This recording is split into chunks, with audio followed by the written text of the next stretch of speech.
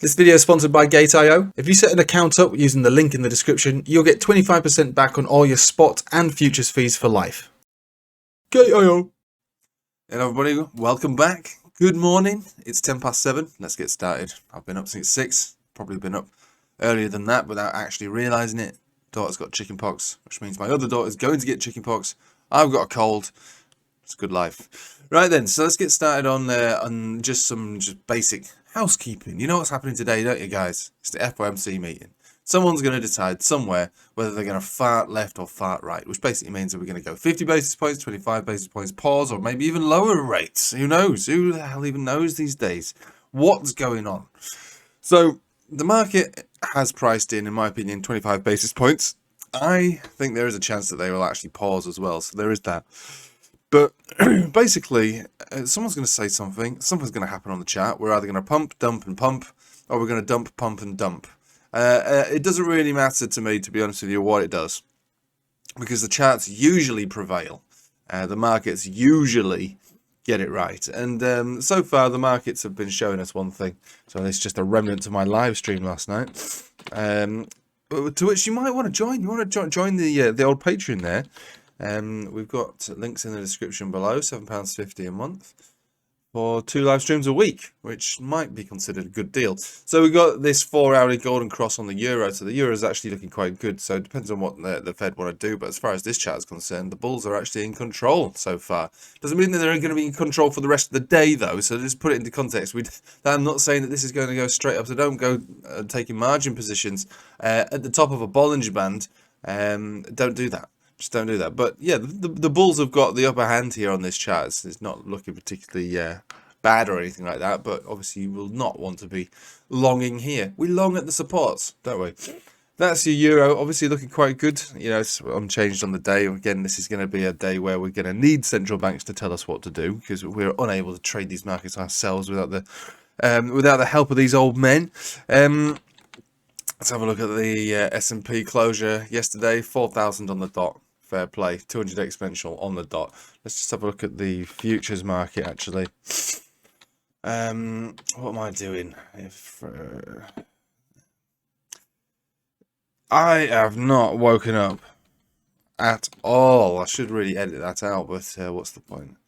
See, when you get kids like me, you will realize that you just got to go with the flow. All right.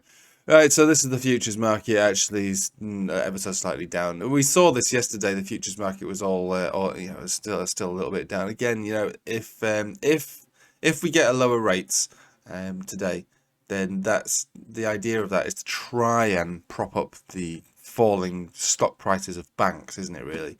And so you'd assume that we should have a good reaction on this, because the S&P has been brought down by that whole banking setup. We've broken out of the descending triangle, the descending channel, whichever you want to call it. Is definitely more of a channel. In fact, I'll get rid of that. Get rid of this. I can show this. This is I don't know why you guys tune into this sort of stuff. To be honest, why are you tuning in? It's just me waking up on a video. So yeah, we've broken out of that. It's fine. It's neither here nor there. Futures as well. It's neither here nor there. Let's just get back into crypto. So again, FOMC is going to tell us what to do. So the dominance chart appears to have or wanting to reject so far. It's not actually rejected. It looks like it wants to. And we'll take it to the 4-hourly. What's going on the 4-hourly? Yeah, below Bollinger Band center. So this makes it feel more likely that it wants to at least do a retest of the 50 and maybe even the 200. So that would be back down to 45. That might be enough to give us that 60% move on altcoins. We'll see where we go from that. Let's have a look at the total market cap excluding Bitcoin. And again, daily golden cross above all major moving averages. This is actually good. You know, this is a good setup. This is the sort of thing you want to see for continuation. So, and someone got upset yesterday saying, "Oh, you've not talked about the alt season today." Ha ha ha ha. No, well, yeah, I talked about it 2 days in a row, more or less with the same thing. So what else is there to say? Do you want me to talk about the same thing every day? Is that what you want? Or why don't you just, if you liked it so much, why don't you watch those videos again? There's never, what else is there to say? So yeah, I mean, if you want me to talk about the alt season or the potential alt season, then the setup is still present. This is total market cap 2, golden cross above all major moving averages, looking pretty sweet. We can also have a look at the total market cap 3, which is excluding Ethereum. It's not quite the same setup, unfortunately. However, it is an interesting one because we've only just recently been given a green portion of the cloud over here, which means that there is a pump signal in play. Conversion baseline cross in the cloud, green portion over here, price above cloud, cheeky span above cloud. That's a pump signal on your total market cap 3. So with that and the position of total market cap 2 on the chart and the potential areas of rejection on the dominance chart, it still means that alts are looking actually quite good. And let's just turn our attention over to our friend Ethereum, who basically is going to be able to tell the market what to do. The golden cross, the retest, the V-shape, it's all good with a view to hit our $2,000 Ethereum target. That's all in the pipeline. That this looks inescapable as far as charts are concerned. The only thing that's going to stop this would be those old men sitting around going, "Oh, we're going to do this," and "Oh, I'm going to say that." I suppose it can change these charts. But as far as I can see, and literally as far as I can see, things are looking good. Now, listen to this. If we see the Fed do 25 basis points, then yeah, I still think it's going to be good for stocks, and I think it's still going to be good for markets, but it's uncertain. It's uncertain. I don't know really, to be honest with you. It's going to be an interesting one because this will be the first time that the Fed are reacting to something that's going on right now, rather than just responding to their overall plan of how inflation has been charted over a longer period of time. So this is the first time they're reacting to something, and this is what their superpower is supposed to be, isn't it? Really, this is why they want to raise rates, not just to pull liquidity out of the system, but to gain some kind of power for if there's ever a need to use it. I mean, the irony is that, you know, they're needing to use it because of their own misuse of it. So what a life.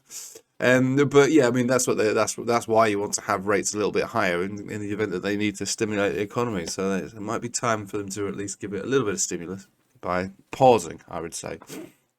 But it might not be enough. Who knows? Like I say, it's going to be an interesting one. But the charts all still look good as far as the overall thing is concerned. So Bitcoin up, altcoins up, even Euro up, S&P possibly still up. But I'm not willing to trade on this today. But my overall analysis remains the same. But today is going to be a mad day. And if it's going to be a mad day, it might just be another day where we can feel like it's appropriate to scale into altcoins as and when. This is an interesting one that came up on the live stream last night. So this is Ocean to Bitcoin. And we've come down for a golden cross retest. I'm not highlighting this as the best thing you've ever seen. It was not even a chart that I highlighted to anybody. It was given to us by somebody on the Patreon and said, have a look at this. I'm going to do this. And I was thinking, well, that's a fair enough decision, to be honest with you. This is what you want to see from a chart, don't you? You want to see bullish setups. You want to see breakouts from descending triangles. You want to see retests of lower moving averages after a golden cross. And if it doesn't work, it doesn't work. So yeah, it looks quite good to me. But again, you know, this is why you should join the Patreon, because we look at many altcoins, many even stocks. So we look at whatever you want me to look at. And because we're a community, we've all got our own little niche that we're following in the market. Some people doing AI stocks, some people doing whatever.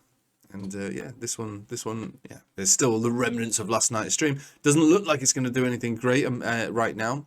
But if the market picks up and we see the alt season, you see something like this, you'll look back at this in maybe 4 weeks' time. We've made a new high and go, oh yeah, Captain Hindsight should have traded that. We could have at least made 100% on it.